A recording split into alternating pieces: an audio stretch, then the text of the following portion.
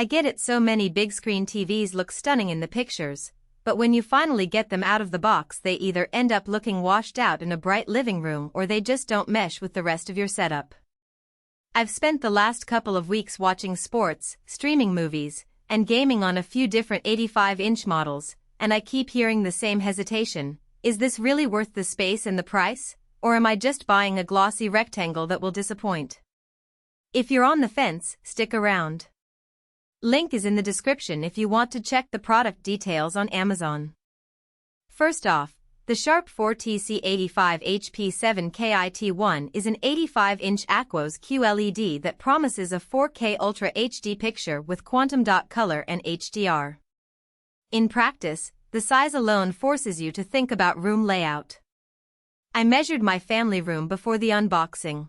The TV spans just under 7 feet horizontally, so you need a wall that can handle the width or a solid TV stand that can bear the weight without wobbling. If you have a modest viewing distance, say, under 8 feet, the picture can feel a bit crowded, and the perceived pixel density drops. On the other hand, if you sit farther back, the sheer size becomes an immersive canvas that pulls you into the action.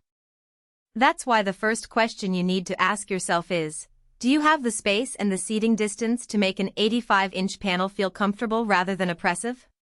The quantum dot technology on this Sharp model does what the marketing says it pushes the color gamut wider than a standard LCD. In my living room tests, the reds in a nature documentary stayed vivid without looking oversaturated, and the blues in a sci-fi thriller retained depth even in darker scenes.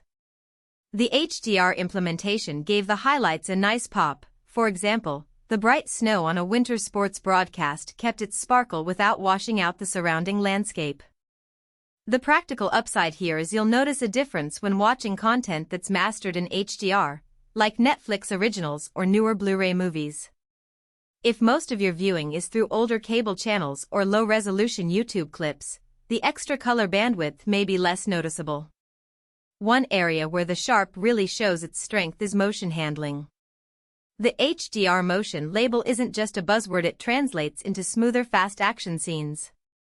I put the TV through its paces with a high-octane football game and a racing game on a console.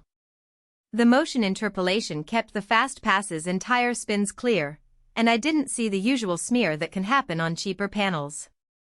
For sports fans or gamers who prioritize fluid motion, this is a tangible benefit. That said, the motion smoothing can be turned off if you prefer the original frame rate. The settings menu makes that toggle easy to find.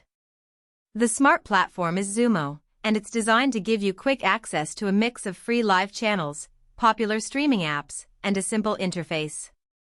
In daily use, launching Netflix or Disney Plus took just a couple of seconds from the home screen, and the built-in search works well enough to find a title without pulling out your phone.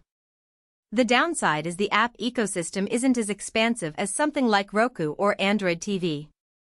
If you rely heavily on niche services, say, a regional streaming platform that isn't listed, you'll end up using an external streaming stick. The TV does have HDMI, USB, Wi-Fi, Bluetooth, and Ethernet ports, so adding a Roku, Apple TV, or gaming console is straightforward, but it does add an extra device if you want full coverage. Audio is another practical consideration. The built-in speakers are decent for casual TV watching, dialogue is clear, and you can hear background music without straining. However, the bass is thin, and the overall volume feels more like a large TV than a dedicated sound system. If you plan to use the TV as your primary listening device for movies or gaming, you'll likely want to pair it with a soundbar or a full home theater setup.